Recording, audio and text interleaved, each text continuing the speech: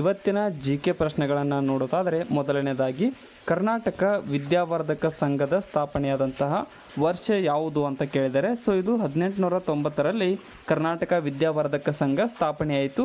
ಇವೆಲ್ಲ most important questions ಆಗಿದ್ದಾವೆ, ಕೊನೆವರೆಗೂ ನೋಡಿ. ಎರಡನೇದಾಗಿ ಭಾರತದಲ್ಲಿ ಸ್ಥಳೀಯವಾಗಿ ನಿರ್ಮಿಸಲ್ಪಟ್ಟಂತಹ ಪರಮಾಣು ವಿದ್ಯುತ್ ಕೇಂದ್ರ ಯಾವುದು ಅಂತ ಕೇಳಿದರೆ, ಸೊ ಇದು ಕಲ್ಪಕಂ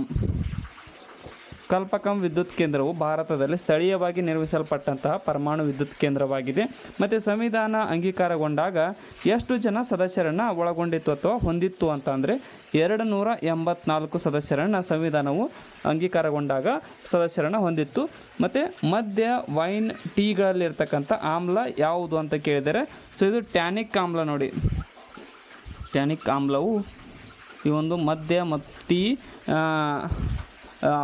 ಟೀಗಳಲ್ಲಿ ಹೊಂದಿರತಕ್ಕಂಥ ಆಮ್ಲವಾಗಿದೆ. ಕೊನೆಯದಾಗಿ ಭಾರತದಲ್ಲಿ